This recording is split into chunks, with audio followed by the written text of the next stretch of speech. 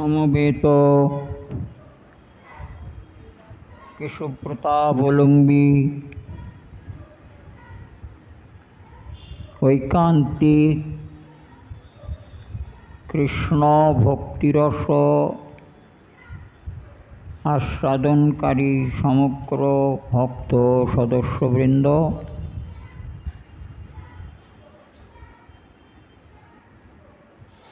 শ্রীমন মহাপ্রভু গৌরসুন্দর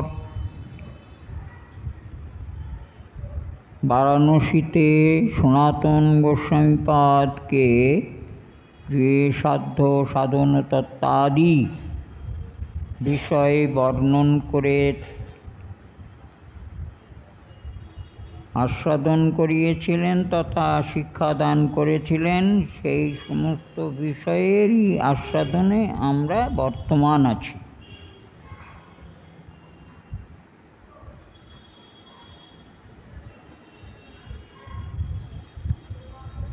কৃষ্ণের স্বরূপ,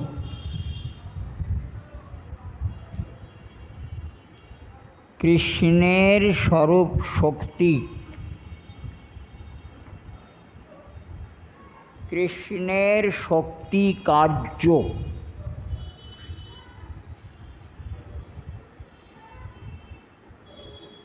যাবৎ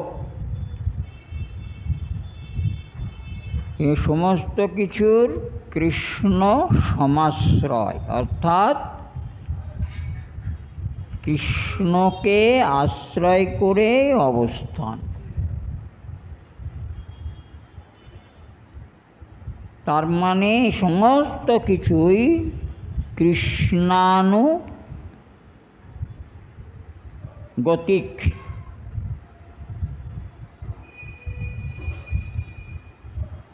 এরা সকলে কৃষ্ণানুগত।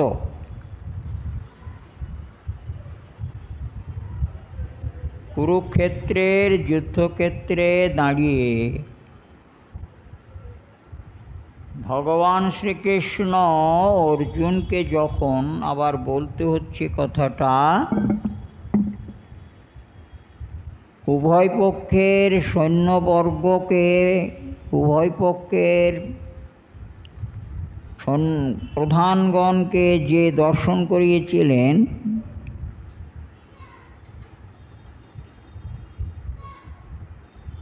এর মুখ্য কারণ তো আমরা জানি, শুনেছি না? এর একটাই মুখ্য কারণ ছিল যে অর্জুনের কথা মতো অর্জুনের মুখ থেকে যা বেরিয়েছে সেটা কৃষ্ণেরই ইচ্ছাতেই বেরিয়েছে। তিনি উভয় পক্ষের সেনার মধ্যে রথকে রাখতে বলেছিলেন, এটা কৃষ্ণের ইচ্ছাতেই হয়েছে। আবার তিনি উভয় পক্ষে কারা যুদ্ধে প্রয়াসী হয়ে উপস্থিত হয়েছেন তাদেরও দর্শন করব, এটাও কৃষ্ণের ইচ্ছাতেই তার মুখ দিয়ে বেরিয়েছে। তার মানে তার ইচ্ছা ছাড়া কিছুই হয় না, এটা হচ্ছে কথা।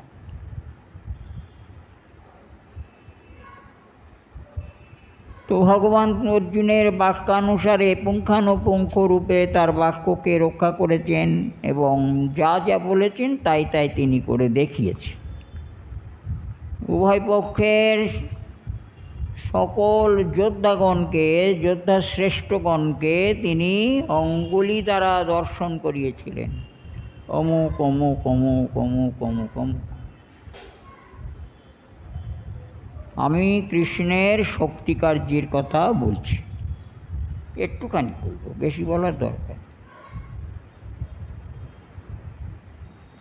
আর এসব যে তার অনুগত সেটা বোঝাবার জন্যেই বলা। এই অঙ্গুলি হেলন দ্বারা তিনি কি দর্শন করিয়েছিলেন?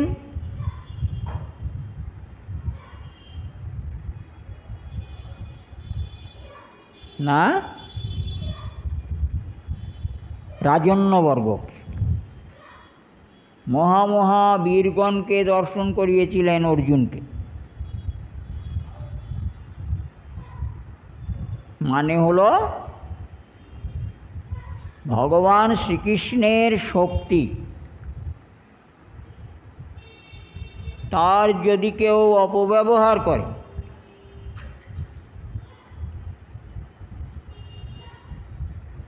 তাহলে সেই শক্তিকার্য সেখানে থাকবার যোগ্য হয় না। অনতিবিলম্বে ভগবান শ্রীকৃষ্ণের ইচ্ছায় সেই শক্তিকার্য সেখান থেকে অপহৃত হয়ে যায়, কৃষ্ণেতে চলে আসে। তাই অঙ্গুলি হেলনের দ্বারা এরা যারা অন্যায় করছে, অন্যায় সমরে উপস্থিত হয়েছে, এদের শক্তি দিয়ে কোনো প্রয়োজন নেই। এদের শক্তি জগতের অকল্যাণকর। যদ্যপি কৃষ্ণের শক্তি, তথাপি এরা অকল্যাণকর কার্যে লিপ্ত হয়েছে। অকল্যাণকর কার্যেতে তা ব্যবহার করছে, জগতের মঙ্গল হবে না। ভগবানের শক্তি, ভগবান কি করলেন? জগতে যাতে অমঙ্গল সাধিত হয় সেটা তো নয়। আমি তো ধরণীকে বলেছি তোমার জগতের ভার হরণ করে তোমার কল্যাণ বিধান করো। তাহলে অস্থানে দ্রব্য রাখা যেতে পারে না, কৃষ্ণের জিনিস। তা তিনি কি করলেন? তাদের শক্তিটাকে হরণ করলেন।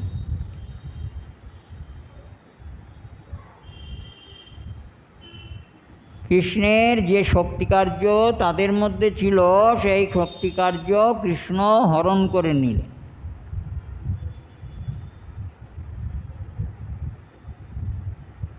তাই যত বড় বীর যোদ্ধা থাকুন না কেন, কৃষ্ণ যদি তার শক্তিকে হরণ করে নেন তাহলে আর তার কিছুই অবশিষ্ট থাকে না। তাই একে একে অন্যায় পক্ষে যারা কেউ বা অন্যের প্রতিদান দেবার জন্যে,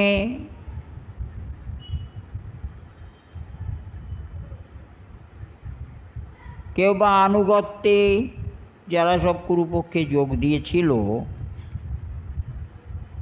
বিশ্বদেব বলেছিলেন যে আমি পাপন্যের দ্বারা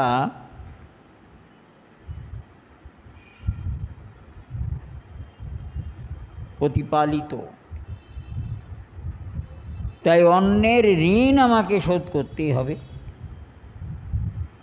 আর সেই অন্যের ঋণ শোধ করবার জন্যে আমাকে জেনে শুনেও দুর্যোধনের পক্ষপাত করতে হচ্ছে। আজকে যেমন হচ্ছে রাজনীতি।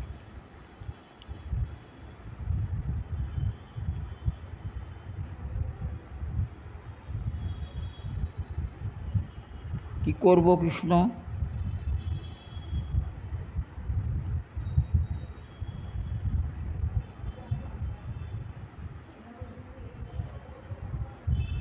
জেনে শুনেও করতে হয়েছে। তথাপি কৃষ্ণ তো জানেন। আপনারাও শুনেছেন ভীষ্মের শক্তির কথা। ভীষ্মের দেহে যে শক্তি ছিল সেটা তো সামান্য না। সে কথা তো আপনারা শুনেছেন। অর্জুনের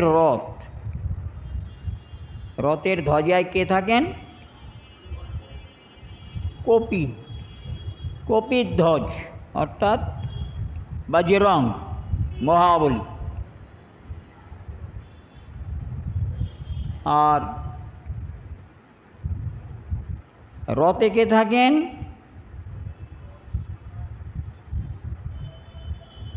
বিশ্বম্ভর ভগবান শ্রীকৃষ্ণ, বিশ্বের ভার যার শরীরে।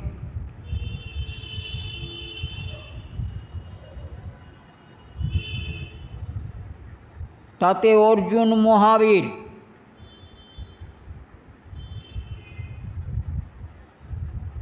এইসব বস্তু দিয়ে মহাভয়ঙ্কর এবং অত্যন্ত ভারী এই রথ অর্জুনের। সেই রথকে অর্জুনের সঙ্গে যুদ্ধ করতে করতে চারটে বাণ দ্বারা তিনি অর্জুনের রথটাকে 4 হাত দূরে সরিয়ে দিয়েছিলেন। কত?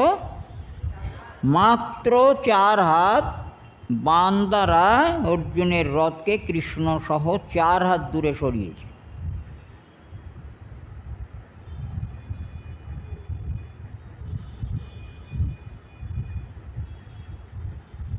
বিশ্বম্ভর আছেন যে রথে, বিশ্বের ভার যার শরীরের মধ্যে, বাণের আঘাতে সেই রথকে 4 হাত দূরে সরানো মানে মহাভয়ঙ্কর শক্তির আশ্রয়, যে বিশ্বম্ভরের শক্তিকেও 4 হাত দূরে সরিয়ে দিয়েছে। ভগবান শ্রীকৃষ্ণ বিশ্বদেবকে ধন্য ধন্য করেছিলেন।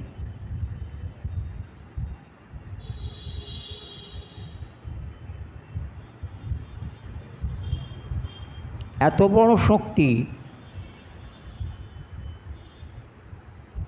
যার শরীরে অবস্থান করছিল, এ শক্তিটা কার? কৃষ্ণের। কৃষ্ণের শক্তি কার্য তার মধ্যে কার্য করিয়াছে, আর ওইটাকে হরণ করে নিয়েছিলেন অঙ্গুলি হেলনের দ্বারা। কারণ এ শক্তি ধর্মপক্ষের পক্ষে ক্ষয়কারী, তাই ধর্মযুদ্ধ, ধর্মকে রক্ষা করবার জন্যে ভগবানের অবতার অঙ্গুলি হেলন দিয়ে ক্ষয় করে নিয়েছেন। শক্তি আকর্ষণ করে, নিজের শক্তি কার্য তাদের মধ্যে থেকে আকর্ষণ করে নিয়েছে, আর সে কার্য করতে পারছে। নাইলে এই যুদ্ধে পঞ্চপাণ্ডবের জয় হওয়া অসম্ভব ছিল। দেবজয়ী বীর, বিশ্বদেবাদি দেবজয়ী, দেবলোকজয়ী, সাধারণ নয়, সামান্য নয়।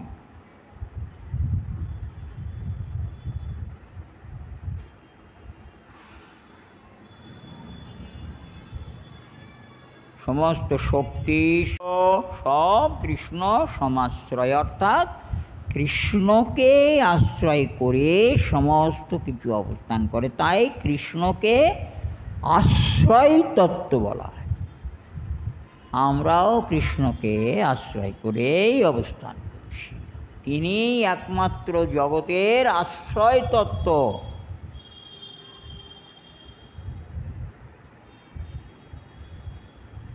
আর আশ্রয় দেবার কেউ নেই।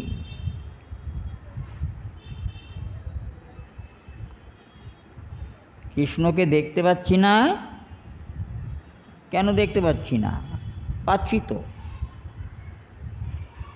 কিসে দেখতে পাচ্ছি না? সব কিছুতেই তিনি আছেন, তাকে তার অনুভব করা সম্ভব হচ্ছে, দেখতে পাচ্ছি, বিশ্বাস করি। তাই দেখা হয়।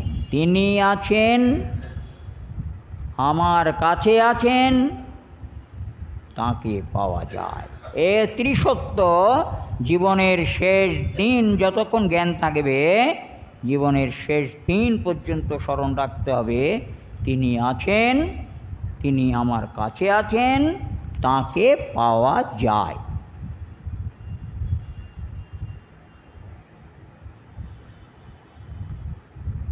কৃষ্ণ এখন আমাদের কাছে, কৃষ্ণ যারা তার ভজন করছেন, কৃষ্ণ তাদের কাছে অ্যাভেলেবেল।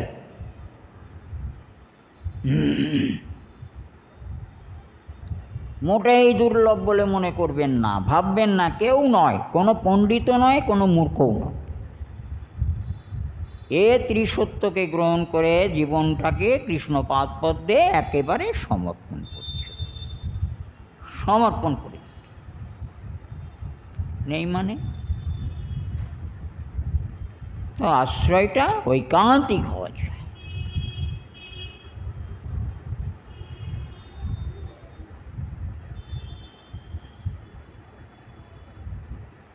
হিরণ্যকশিপুর অনুচরবর্গ যখন পাহাড়ের উপর থেকে প্রহ্লাদকে সমুদ্রের জলে ছুঁড়ে ফেলে দিয়েছিলেন, সে সময় প্রহ্লাদের শরীরে জ্ঞান ছিল না, বাহ্য ছিল না। কারণ প্রহ্লাদ তখন নিজের সর্বস্ব, ইন্দ্রিয়, মন, প্রাণ, আত্মা সব কিছু ছুঁড়ে ফেলে দেওয়ার আগে কৃষ্ণেতে সমর্পণ করে দিয়েছিল। কৃষ্ণেতে সমর্পণ করে দিয়েছিল।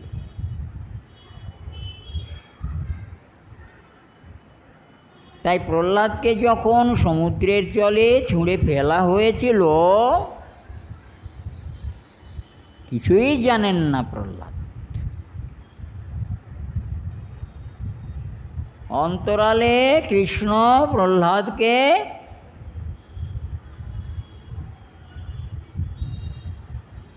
ধারণ করেছে।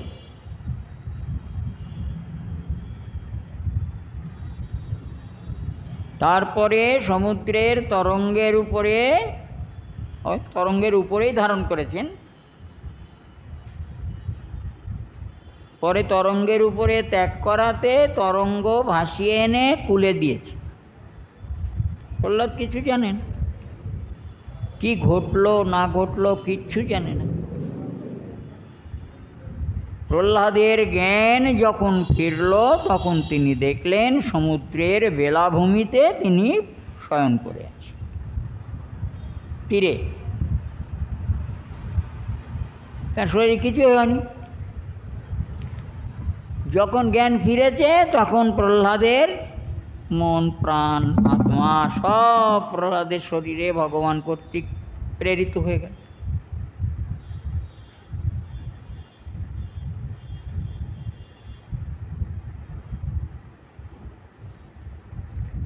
যাদের মন, প্রাণ, আত্মা কৃষ্ণে সমর্পিত, তাদের দিয়ে ভগবান শ্রীকৃষ্ণ কখন কি কার্য করাবেন তা সে জানতে পারে না। এটা কৃষ্ণাশ্রিত দেহ। আমি করা বন্ধ করতে হবে। কৃষ্ণাশ্রিত দেহ, কৃষ্ণের।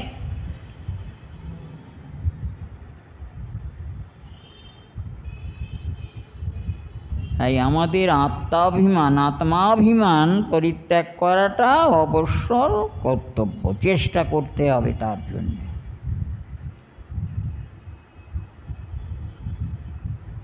সুখে দুঃখে ভালোই মন্দই সব কিছুতেই কৃষ্ণের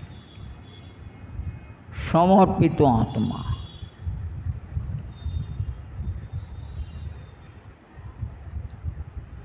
তাদের পরিচালক ভগবান শ্রীকৃষ্ণ স্বয়ং।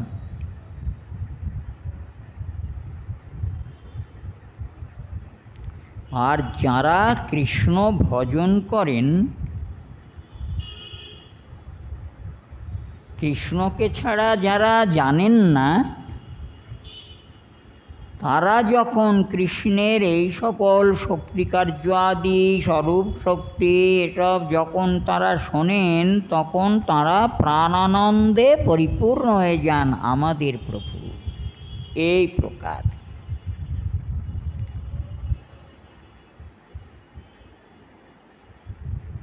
তাই নিজের জনের গুণ শুনতে কার না ভালো লাগে? কৃষ্ণকে আমাদের নিজের জন করেছি? যদি করে থাকি তাহলে তার গুণ শুনতে আমাদের আনন্দই হবে। অর্থাৎ এই ভাগবত কথা কৃষ্ণের গুণ, স্বরূপ কার্য, স্বরূপ শক্তি, স্বরূপ কার্য,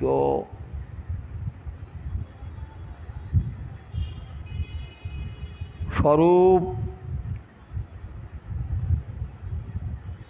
সব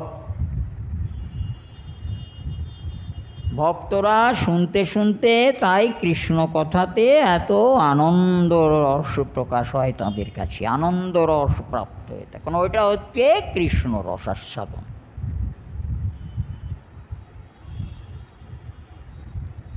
আর এটা সেবা সুখরস। যত কৃষ্ণের সেবা, সে শ্রবণ করে হোক, পূজা অর্চন সেবা করে হোক, বা তার জন্যে যা কিছু সেবা, সে মালা রচনা থেকে শুরু করে যা কিছু করে হোক, যদি তারা কৃষ্ণের সেবা করেন তো সেবা সুখরস অবশ্যই তারা আস্বাদন, অবশ্যই তারা আস্বাদন করবেন, পাবেন তারা। ঐকান্তিক আশ্রয়ের দ্বারাই এটা হয়, এবং তখনই কৃষ্ণের গুণ শুনতে শুনতে তাদের মুগ্ধতা আসবে, আর মনে মনে চিন্তা হবে আমি যাকে আশ্রয় করেছি সে আমার প্রভু, তিনি সর্বাশ্রয়, সবার আশ্রয় তিনি, আমি তাঁকে আশ্রয় করেছি। সর্বেশ্বর তিনি, আমি তাঁকে আশ্রয় করেছি। আমি তাঁর সেবা করি, সর্বেশ্বরের সেবা করি, আমি অন্য কারো সেবা করি না। তাই তাদের মুখে কৃষ্ণ কথা, কৃষ্ণ গান ছাড়া অন্য কিছু থাকে না।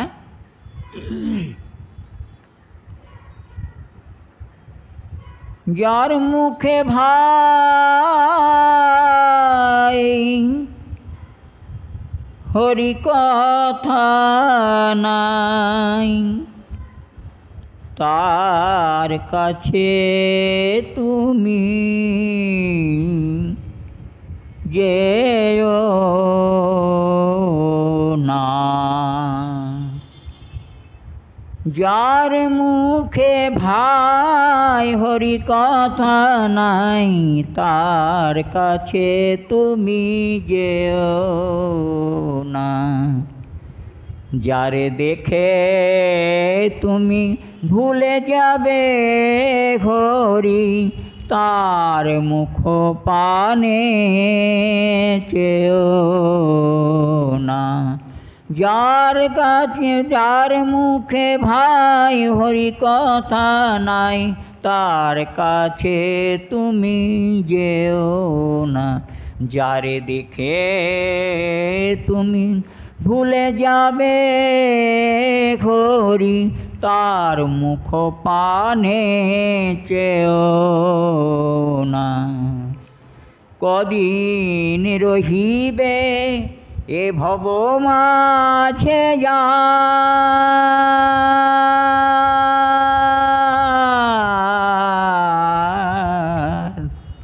কদিন রহিবে এ ভব মাঝে যার, অবিলম্বে করো যাহা করিবার। কদিন রহিবে এ ভব মাঝে যার, অবিলম্বে করো যাহা করিবার। কে তোমাকে কবে কি কথা কহিবে, সে কথা ভাবিলে আর কি চলিবে। জগতে এসেছি, কদিন থাকবো তার ঠিক নেই, কেউ বলতে পারে না। হ্যাঁ, সে তো কৃষ্ণ সমাশ্রয়। এখনই যা কিছু করবার, কৃষ্ণকে আপন করে নেবার, কৃষ্ণকে উপাসনা করবার যা কিছু সময় এখনই করো, সময় ক্ষেপ করো না। জলের স্রোতের মতন একদিন, আজকে নয় কালকে করব বললে ওই সময় চলে গেল। যে সময় মনে জন্মেছিল কৃষ্ণ ভজন করব, ওই সময়টা চলে গিয়েছে, তো পরে জীবনে আর নাও হতে পারে, নাও হতে পারে। লেগে যাওয়া,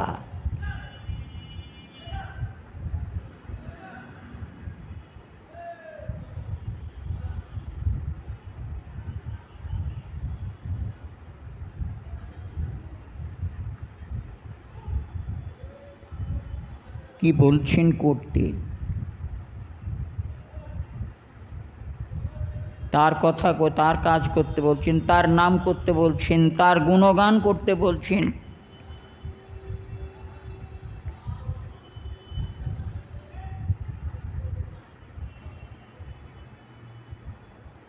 তিনিই আমাদের রক্ষা করে রেখেছেন, তিনি আমাদের সর্বস্ব, সর্বজনের আশ্রয়, আর আমারও তাঁকেই আশ্রয় করতে হবে। আগে তো আমরা শুনেছি যে অনাদিকাল হতে জীব নিত্য কৃষ্ণের দাস, তার কারণ নয়। অনাদিকাল হতে জীব নিত্য কৃষ্ণের দাস। অনাদিকাল কোন কালের থেকে আপনারা শুনেছেন, মনে আছে তো? কাকে অনাদিকাল বলে? তাই জন্য বলছি, এইসব চৈতন্য চৈতন্য সব বাংলা ভাষা বলা আছে, তার ভেতরের অর্থ কোনটা কি হবে না জানলে তো মোটামুটি চলবে না। যবে জগৎ সৃষ্টি হয়েছে, অনাদিকাল মানে অনাদির ঠাকুর, কারণ সাই নারায়ণ অনন্ত ব্রহ্মাণ্ডের স্রষ্টা, উনি অনাদি পুরুষ, উনি জগৎ সৃষ্টি করেছেন। তো সেই কাল থেকে যবে জগৎ জীব সৃষ্টি হয়েছে, সেকাল থেকেই ও জীব কৃষ্ণের দাসই হয়ে আছে। কোথায় যাবে? যাওয়ার জায়গা নেই। সেই অনাদি পুরুষের সৃষ্টিকাল থেকে জীব নিত্য কৃষ্ণেরই দাসই হয়ে এখানে অবস্থান করছে। জীবের আর কোনো কাজ নেই, কৃষ্ণের দাস হয়ে কৃষ্ণের সেবা করা, কোনো কাজ থাকতে পারে না।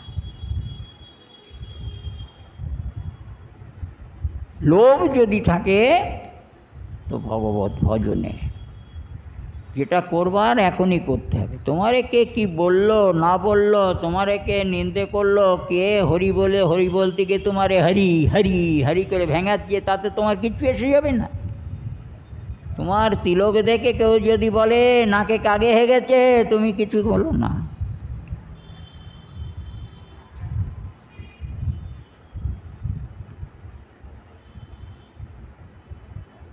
হরিকে স্মরণ করবে।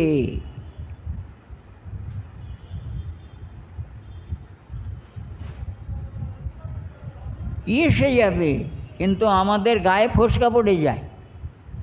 গানে আমরা বললে কি হবে, মানেতে তা নেই। আমরা কারোর কোনো কথা সহ্য হয় আমাদের? বলুন বলুন, সহ্য হয়? হয় না, ফোসকা পড়ে যায়, ঝগড়া বাঁধে, অশান্তি হয়, মুখ দেখা দেখি বন্ধ, সব কত না কি হয়। তো গানে যা বলা হয় মানেতে তা পাওয়া যায় না।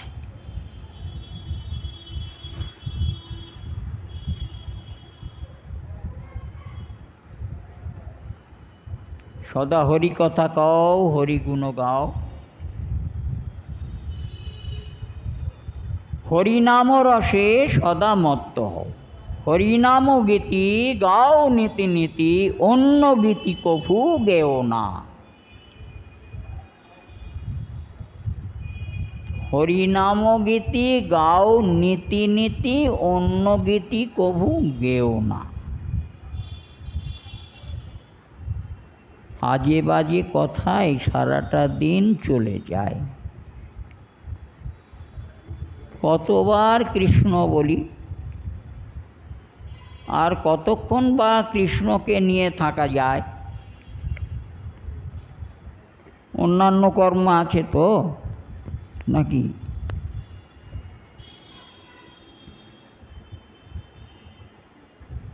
আমি তো বলেছি, জানি না বলেছি কি না,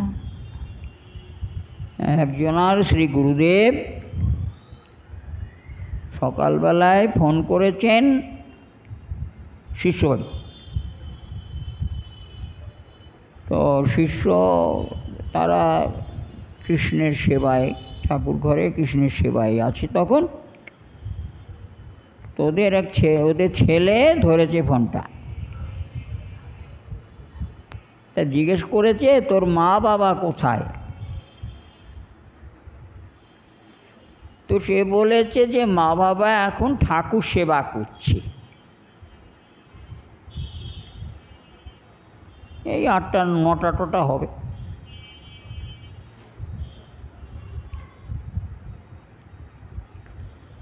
তো গুরুদেব সেখান থেকে ফোনে বললেন ছেলেকে, আরে তোর মা বাবা ঠাকুর ঘরে থাকবে, তা সংসার করবে কখন?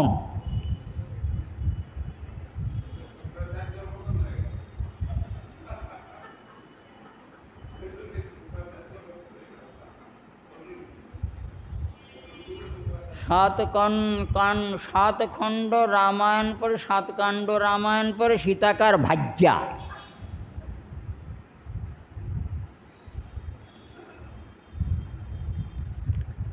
সপ্তকাণ্ড রামায়ণ পড়া হয়ে গেল, শেষে গিয়ে বলে সীতাকার বউ। এরকম উপদেশ আমি এখানে বলছি। কোনো গুরুদেব যে বয়সী তিনি হন না কেন, আগে নিজেকে তৈরি করে তারপর কথা বলতে হবে। এমন কথা মনের ভুলেও কখনো কারোর প্রতি, কোনো শিষ্যের প্রতি বলবেন না। এরকম সর্বনাশা কথা উপদেশ দেবেন না। অনর্থ, বড় অন্যায় কথা। শিষ্য কৃষ্ণ সেবা করবে বলেই তো গুরু করেছে, তা কি সারাদিন কি সেবা করবে সে? তবে এ কথা কেন বলবে? যিনি বলে থাকুন, যারা এরকম কথা বলে থাকেন তারা নিজেরা সংযত হন। এমন কথা কখনো কোনো শিষ্যের প্রতি প্রয়োগ করবেন না। শিষ্যের জীবনে বিরূপতা এসে গিয়ে কৃষ্ণ ভক্তির নষ্টও হয়ে যেতে পারে। তারা বুদ্ধিমান জ্ঞানী, তাই তারা বলেছিল। এটা কীরকম কথা বললেন গুরুদেব আমাদের? কোথায় তিনি কৃষ্ণ ভজন পূজনের কথাই শিক্ষা দেবেন, তা না আমাকে সংসার করতে, তাহলে আমি গুরু করেছি কেন? বলতে পারে। এটাই তো তাৎপর্য, এটাই তো সত্য কথা। আমি গুরু করেছি তো কৃষ্ণ ভজন পূজন করব বলে, আমায় বলছেন সংসার করার কথা। তারা দুজন আর শিক্ষিত, একজন ইংলিশে অনার্স নিয়ে পাশ করেছে, আর একজন বিএ পাস। মেয়েটা ইংলিশে অনার্স নিয়ে পাশ করেছে, আর ছেলেটা গ্র্যাজুয়েট। তো তাদের পেটে বিদ্যে ছিল বলে বিদ্যেটা কাজে লাগিয়েছে, তাদের খুব দুঃখ লেগেছে। তো গুরুদেব বলেছেন, অন্যকে বলা ঠিক হয় না, তবুও তারা আমাকে এত বেশি ভালোবাসে, গুরুর চাইতে শ্রদ্ধা করে। তো তারা কিন্তু বলেছেন, তারা আমার কাছে এসে বলেছেন এই দুঃখের কথাটা। তা আমি কি বলবো? গুরুদেবকে কিছু বলা যায়? তা আমার এখানে বক্তব্য হচ্ছে, এরকম কোনো গুরুদেব যদি থেকে থাকেন, শিষ্যকে খবরদার কখনো এরকম উপদেশ দেবেন না। আপনি যে বয়সীর হন না কেন, আমার চেয়ে ছোট হতে পারেন, আমার চেয়ে বড় হতে পারেন, কোনো শিষ্যকে এই সাংসারিক বিষয়ে অনুপ্রেরিত করবেন না। ভগবত ভজনের দিকে যাতে এগোয়, সে কী করছে সংসারে করুক, আপনি দেখবেন না, আমি দেখব না, দেখার দরকার নেই যদি আমায় না বলে। এটা অত্যন্ত অনর্থ কথা হয়ে গিয়েছে। এমনও তো হতে পারে, অন্য লোকে এমন তো বুঝতে পারে যে গুরুদেব যখন আমার সংসার করার কথা বললেন, তাহলে আমি সংসার করব নাকি? তাহলে কৃষ্ণ সেবা একটু কম করে করি। হতেও পারে আমার কৃষ্ণ সেবাও তো নষ্ট হয়ে যেতে পারে। বাক্য বড় সাংঘাতিক, কে কিভাবে ধরবে তার ঠিক নেই।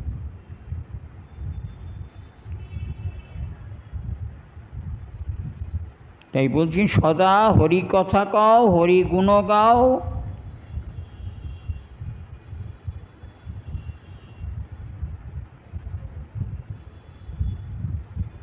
এটা করতে হবে তোমার।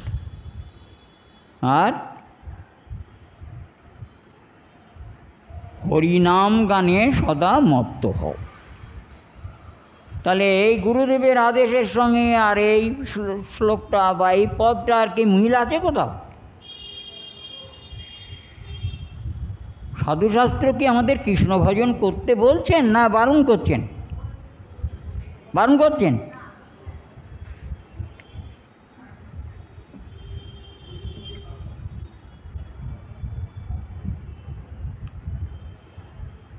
একটা কথাই আছে,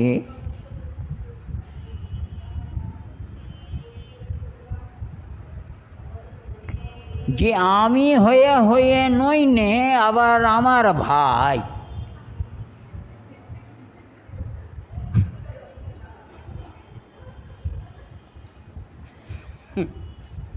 বলছে তোরা কার ভাই? তা বলছে আমি হয়ে হয়ে নই নে, আবার আমার ভাই। বলে আমি হয়ে হয়ে মরে যাই, আমার আবার ভাই।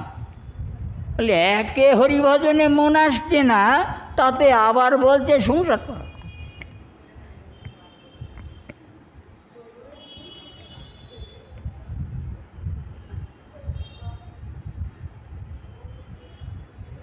কত সাধ্য সাধনা করে একজনকে ভক্ত করা হয়, একজন ভক্তিপথে আসে, শুদ্ধ ভজনের পথে একটু আসে, কত সাধ্য সাধন করে।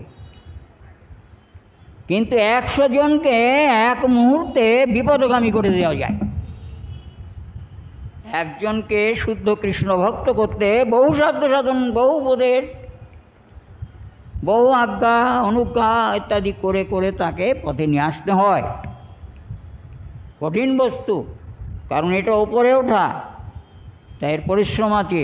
নিচেই নাবার কোনো পরিশ্রম অত নেই, নিচেই হড়হড় করে নেমে যেতে পারে। তাই খুব সাবধানে আমরা গুরু করেছি কৃষ্ণ সেবায় অগ্রগতি লাভ করব বলে, তার কাছ থেকে ভজন শিখব বলে, তার কাছ থেকে আমরা কৃষ্ণ বিষয়ে অবগত হব বলে ইত্যাদি।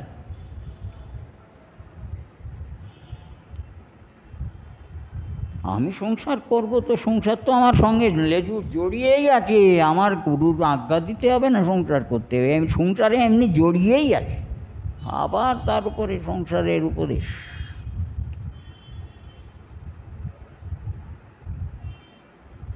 বরঞ্চ বলো যে কৃষ্ণের সংসার করো, যে কোনো কর্ম করছো সব কৃষ্ণের জন্য করছো, তাকে নিয়ে করছো। সংসারটা তোমার নয়, সংসারটা গোবিন্দের হোক।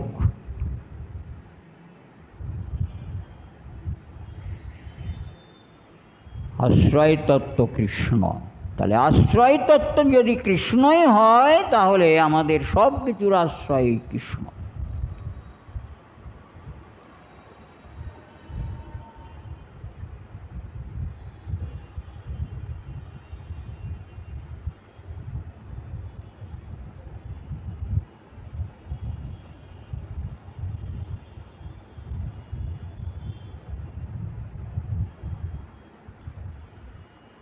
স্বয়ং ভগবান কৃষ্ণ গোবিন্দাপর নাম।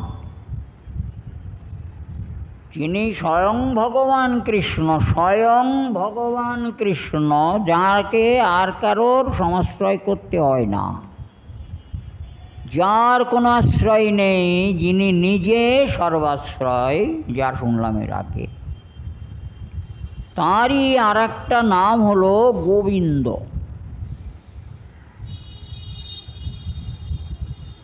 ব্রহ্মসংহিতা নিত্য গোলকধামে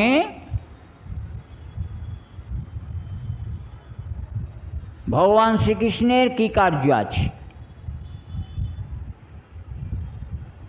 ব্রহ্মা দেখলেন সেখানে ভগবান শ্রীকৃষ্ণের কার্য হচ্ছে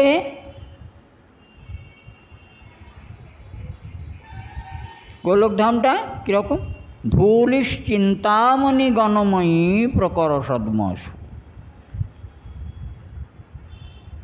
কল্পবৃক্ষ লক্ষ্যবৃতেষু সুরভিরপি পালয়ন্তম, লক্ষ্মী শত সহস্র সংসম্ভ্রম সেব্যমানং বা সম্ভ্রম সংসেব্যমানং গোবিন্দম আদিপুরুষম। এই আদি পুরুষ গোবিন্দ, তাঁর কাজ কি হলো, তাঁর ধামটা কীরকম, ওখানকার ধূলি চিন্তাময়, ও ব্যাখ্যা শুনেছি, চিন্তা মাত্রেই সব কিছু দিতে পারে। তার মধ্যে মূলত কৃষ্ণ সেবা বুদ্ধি দান করা এই তুলিগণের কার্য। ওখানকার বৃক্ষ সকল সব কল্পবৃক্ষ, স্বর্গের কল্পবৃক্ষের সঙ্গে তুলিত হয় না, ও তো সামান্য ভোগ সুখ আদি দান করতে পারে, আর এই কল্পবৃক্ষ ভগবৎ পাদপদ্মে পরমমতি সঞ্জাত করতে পারেন, কৃষ্ণ ভক্তি দিতে পারেন, কৃষ্ণের প্রেম দিতে পারেন, আরও আরও যা কিছু প্রয়োজন ভক্তের তাও দিতে পারেন। আর এই কল্পবৃক্ষেরই একটি কল্পবৃক্ষ হলেন আমাদের প্রভুপাদ শ্রী মাধবেন্দ্র পুরী।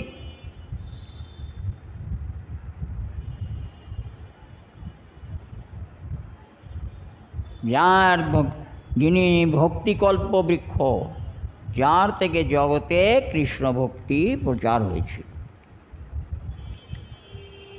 সেখানে ভগবানের কি কার্য? একটাই কাজ,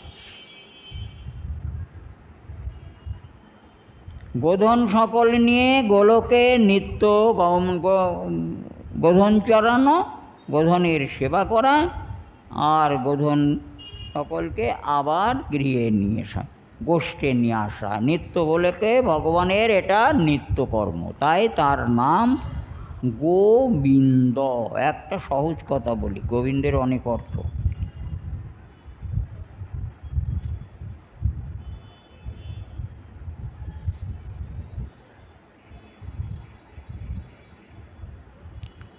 গো সকলের তিনি ইন্দ্র, অর্থাৎ আশ্রয়দাতা, পালক, রক্ষক।